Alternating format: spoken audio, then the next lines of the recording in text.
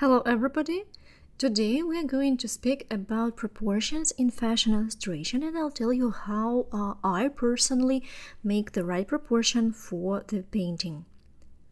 So in fashion illustration, face is very important and it's a bit different. So here we will have a look what is the difference from the classical proportion, so-called Greek proportion, and the fashion illustration face proportion.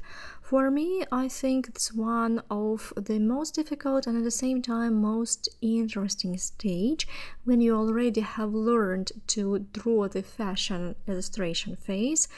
You will learn how to apply the right proportion, how to change them, and at the same time to remain within the frame of fashion illustration proportion. So for today's lesson, I will need, first of all, of course, ordinary paper. Measure the height, like this.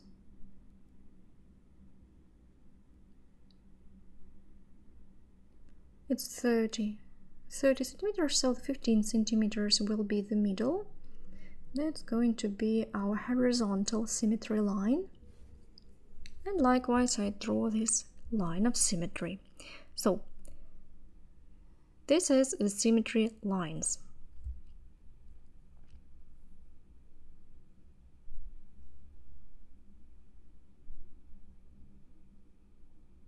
I'll take a new eraser and maybe just slightly clean some lines. So don't worry if something's not perfectly clean, you have smudged something or not perfectly straight, it's okay. You can check it. Your first illustration, of course, will not be perfect, so just don't worry about it. Here, the main thing is to understand how you build up the proportions. So, to understand how we build the upper and the lower part of the face, we follow the rule. The height of the face towards its width is like 1.5 to 1. So if, let's say, the width of the face is 10 centimeters, the height of the face will be 15 centimeters. I'll show you, like 3 in the middle and then 2 halves on the sides. Yeah, perhaps a bit more, perhaps a bit more.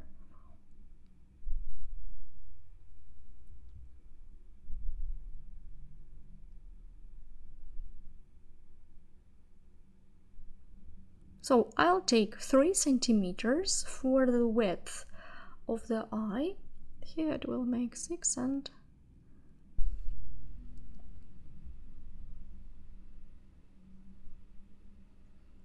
likewise on the other side, add the eyelashes. You can, of course, turn the paper so that it's easy for you. I just don't turn it for you, for the camera. And here, lower row of the eyelashes. Remember that they don't start like on the edge, they start a bit deeper into the eye, several millimeters deeper.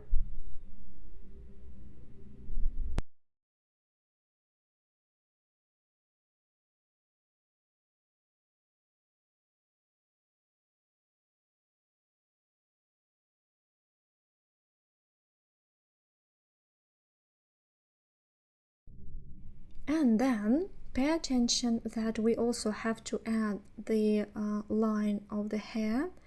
So the direction of hair goes from the center. We always make here the middle. Here in the center or not in the center, we can see a bit of skin, and then we see how the hair grows. Here it can grow like